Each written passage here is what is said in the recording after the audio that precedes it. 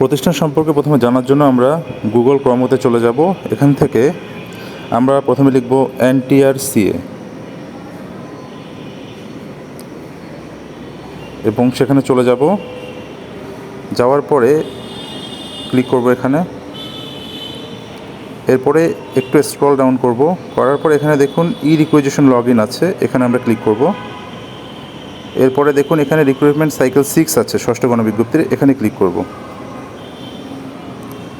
এরপরে দেখুন 3 নম্বরে আছে লিস্ট অফ ভ্যাকেন্ট পোস্ট, আমরা এখানে ক্লিক করব। এরপরে দেখুন চুজ ওয়ান, আমরা এখানে যাব। ইনস্টিটিউশন অফ ডিস্ট্রিক্ট, আমরা ধরুন চিটাগং ডিভিশন দিলাম ফর এক্সাম্পল। এখান থেকে আমরা চিটাগং জেলা দিলাম। এরপরে দেখুন একটা লিস্ট চলে আসবে, আমরা স্কুল দিয়ে দেখাচ্ছি। তো এখানে আমি একটু বেশি করে নিব। নেওয়ার পরে এখানে ধরুন আমি যেটা করলাম 29 নাম্বার, এটা হচ্ছে পাহাড়িকা গার্লস হাই স্কুল আছে, আমি এটা সিলেক্ট করলাম। এখান থেকে EIN নাম্বার নিব 104494, এটা ধরুন আমি নিলাম। এতটুকু কাজ হলো। এরপর আমরা যেটা করব, এই স্কুল সম্বন্ধে ভালোভাবে জানবো এই EIN নাম্বার দিয়ে। এই জন্য আমরা যেটা করব, আমরা সহপাঠীতে যাব, SOHOPATHI সহপাঠী, এই ওয়েবসাইটে যাব। যাওয়ার পরে এখানে ক্লিক করব। ক্লিক করার পরে দেখুন এখানে একদম উপরে গিয়ে এই যে 3 ডট একটা মেনু আছে, এখানে ক্লিক করব। করার পরে এখানে ইনস্টিটিউশনস আছে দেখুন বাম সাইডে, এখানে গিয়ে আমরা schools in Bangladesh for example আমরা এটা দিলাম। এরপরে EIN নাম্বারের ঘরে আমরা সেটি বসাবো, তো 104494। এরপরে আমরা সার্চ দিব। দেওয়ার পরে কিন্তু এখন স্কুলের নামটি চলে আসবে, দেখুন এই যে চলে আসলো পাহাড়িকা গার্লস হাই স্কুল। আমরা এখানে ক্লিক করব।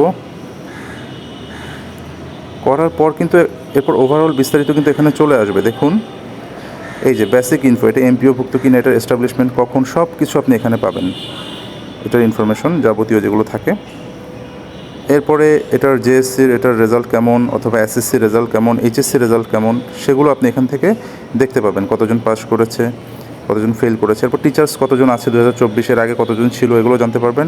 এরপর স্টুডেন্ট সংখ্যা কিন্তু খুবই গুরুত্বপূর্ণ, কতজন 2024 সালে আছে সেটাও আপনি এখান থেকে দেখতে পাচ্ছেন।